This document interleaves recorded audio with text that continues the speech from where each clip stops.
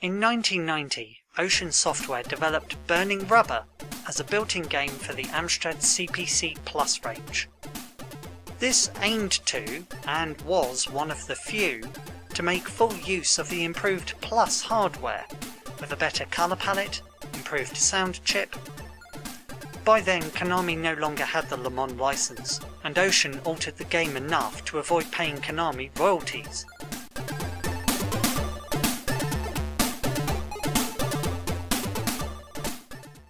You start the game with a qualification lap, where not only do you race against the time limit, but also race for position in the Le Mans circuit itself. You have the choice of automatic or 5-gear manual transmission. Don't expect to be higher than 6th when you're in automatic though.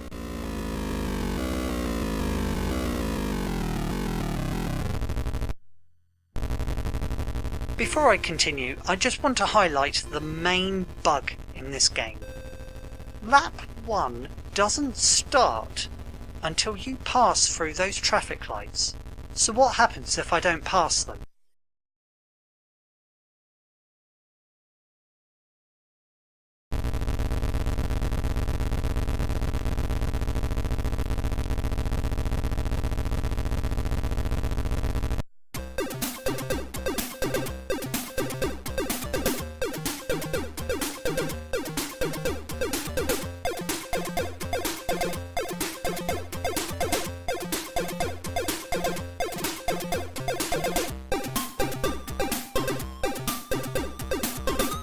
Let's return to that later. With 9 cars on the starting line, you get an intense amount of slowdown. Eventually 4 of them disappear and the game speed improves. Scrolling is smooth, and despite the low frame rate of 10 frames per second, you still feel involved in the action. The sky now changes colour according to the time of day, and is actually better than what was done in the arcade version. Road signs lack advertising, apart from Amstrad, Ocean and SCI, but you also get signage that warns you of a bend, and bar markings prior to a chicane. This may be Le Mans, but you must always follow the highway code. Even when you misjudge a bend, there are friendly tyres that can bounce you back onto the track. With an upheaval in the code, we have a different track being much longer and with 2 tunnel sections. Collision detection has changed, with a crash being a crash, but mere touches resulting in a scrape and a slight slowing down of your vehicle. So, how's that track progress screen going?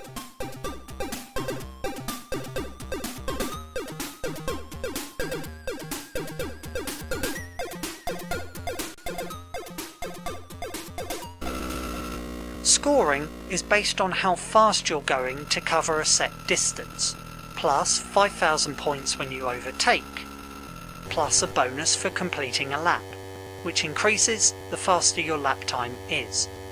The time limit is strict, but it is fair, taking the assumption of no competing cars in your way. However, like its original CPC counterpart, this game remembers where cars crashed on the track earlier, and with more cars in your way with each successive lap, get used to never completing lap 2. If you do make it this far though, the nighttime setting gives a wonderful opportunity to see the rear lights of your car, and your opponent's cars as well.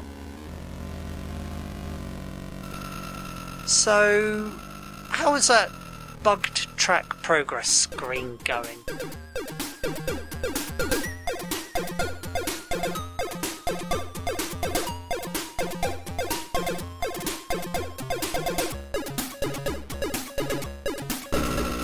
If you scrape and collide with too many cars early on, lap 3 eventually becomes a mixture of intense swerving, intense braking, and avoiding the dead.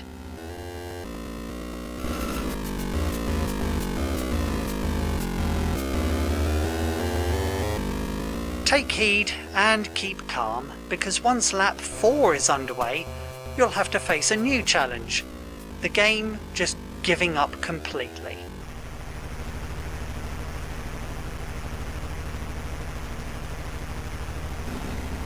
If the hardware does cope with it all, however, the slowdown means that crashing your car is actually a welcome boost to the frame rate. So once you succeed with this slog and make it to the home straight, you get a congratulations message, a final super bonus, and a non-buggy overview of the track.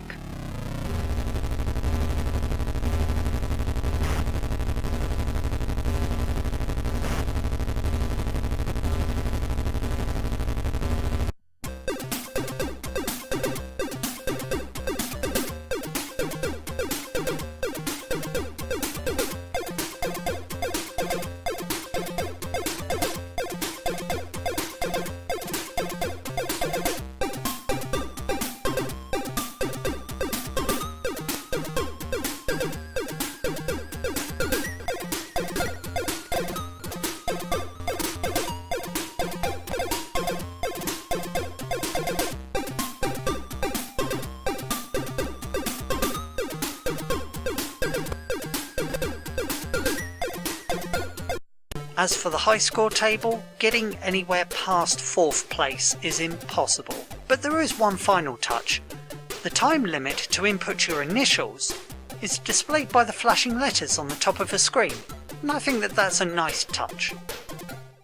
Overall, this is a tech demo for the CPC Plus range, but not one that many developers took notice of, as very few games took advantage of the Plus hardware.